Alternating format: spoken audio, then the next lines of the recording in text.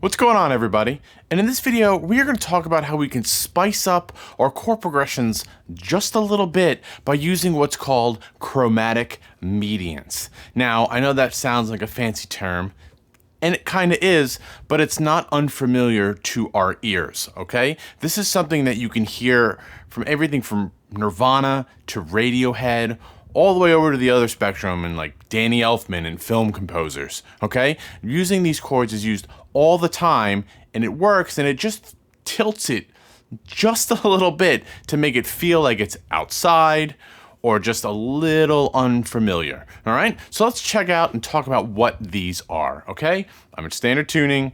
The link for the tabs is down below. That word mediant means moving by thirds, or a relationship of a third. All right, we have minor thirds and we have major thirds, and both are at play here. So we just need to find out how we can play a minor and a major third on the guitar, and then we can start looking at some chords. Okay, so if I'm on C, which is the 3rd fret of the 5th string, or the 8th fret of the low string, and keep in mind this works from any note. I'm just starting on C, okay? If I play 3 half steps, that brings me to the 6th fret, okay? That would be a minor third. So if I do that, just that little fragment, I'm gonna imply a minor sound, and we might know this because if we play, say, the pentatonic minor scale,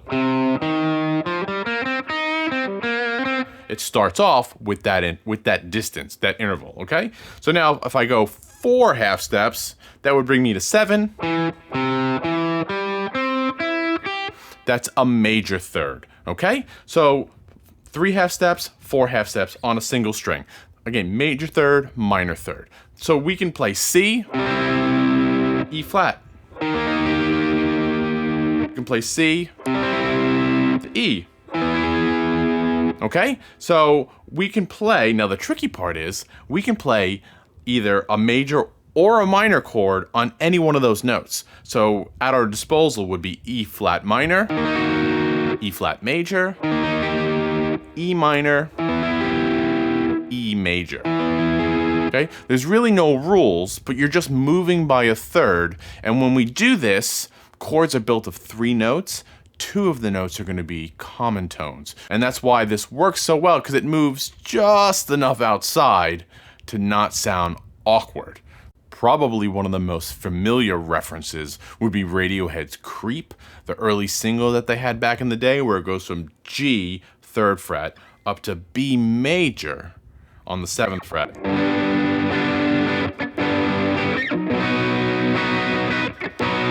That B major chord is a chromatic mediant, all right? Because typically, it's B minor, that's diatonic, which means in a key, all right? And that's just what I want to talk about really fast. Out of those chords, those 4 options, one of those is going to be diatonic, or in the key of C. Okay? You could also go from C minor as well. It doesn't have to be the major chord, okay? So that is a third up, right? We're going C, and then we're going up a third, whether it's E flat or E.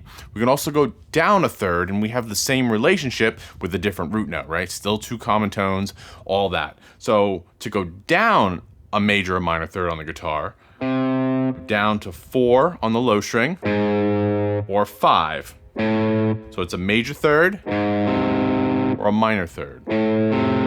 Okay, get that little diagonal chord shape, or an inverted power chord shape, okay? Major third, minor chords, and those would be either A flat or A, okay? Same rules apply. A flat minor, A flat major, A minor, A major, okay? And when you do that kind of stuff, again, it sounds really good, it works, but it's just a little bit outside, right? All right, so now let's look at some chord progressions, right? One common progression that you might see quite often is C, E minor, F, and G. That is a kind of basic chord progression in the key of C, and it sounds like this.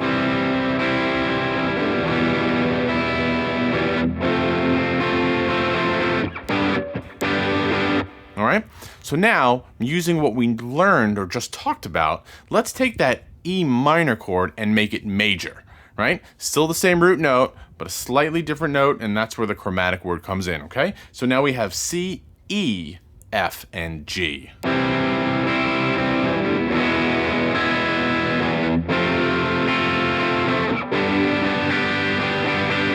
right? And hopefully you can notice that that E major chord just adds a little bit of spice or a little bit of flavor into your chord progression, right? And that's because it adds the G sharp and we're playing the G chord, right? So that's where the chromatic aspect of it comes into play. Let's look at another one. Another common progression in the same thing would be, say, C, F, A minor, and G, right? And that sounds like...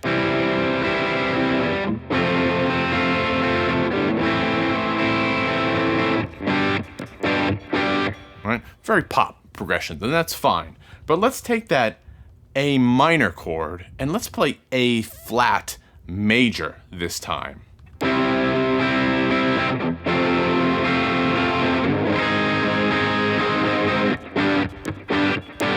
Right? And again, it adds a nice bit of flavor, a little bit outside, but not too far where it sounds like wrong, or wow, that chord is way off. It doesn't sound like that at all. All right?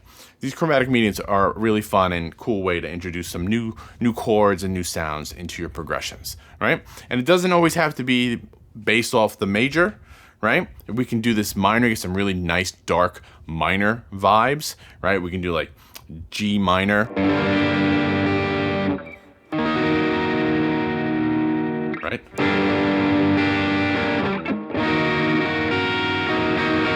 Kind of get some darker tones in there, which is good for all you hard rock and metal fans out there. And actually, this is quite familiar. You probably know this as...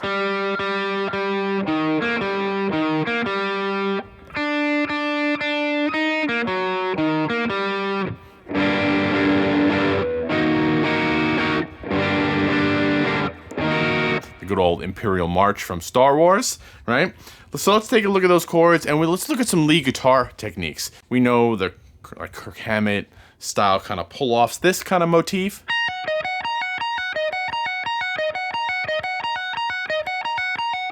Right? That kind of one pull-off, two pull-off things that you've heard countless lead guitar players do, right? For the last 3 decades. So let's do that. Let's look at E minor, which would be 15, 16, 14 on the high strings. And then 18, right? But we're only going to play 18, 14, pull off, and then grab the 16 on the B. So it's going to be like that, where it's 1 pull off and then 2 pull off, right? 1, 2. And then we can just double the 2 idea, and that will complete our measure of time for us. That'll give us our 4 beats, okay? Okay, so now we have, that's E flat minor, and if we go to G minor right there, and again, this is good triad practice, you know, kind of gets us out of the diatonic chord scale idea, which I've talked about a ton on this channel, and it forces us to play or find other chords. So the G minor, just bar the 15, and the 18 on the high string is going to stay the same. So it's 18, 15, 15 this time. Okay, so that's like that. And again, if I go back and forth, I'm just still going to get that dark sound of the 2 chords.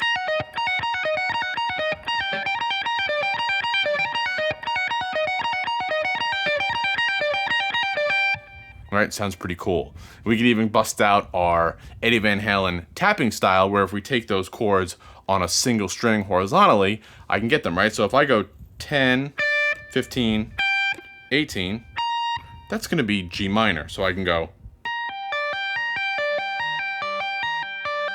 And the switch to the E flat minor, this is going to stay the same, the tapping 18, and these 2 notes are going to come in by 1 in this position, E flat, G flat, right? So I have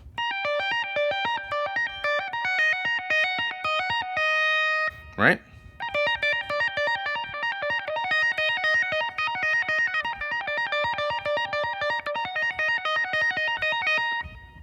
Really cool stuff, right? So we can take these chromatic mediants, right? Hopefully inject them into your playing, find some new sounds, right? Introduce stuff that is a little outside, adds a little flavor. We can introduce it into our chord progressions, our riffs, and our lead guitar work. All right, so that is the fancy world music theory of chromatic mediants. All right, down in the description below, you can find a link for the tabs. And as always, let me know what you come up with. So until then, I'll see you next time. Thanks a lot.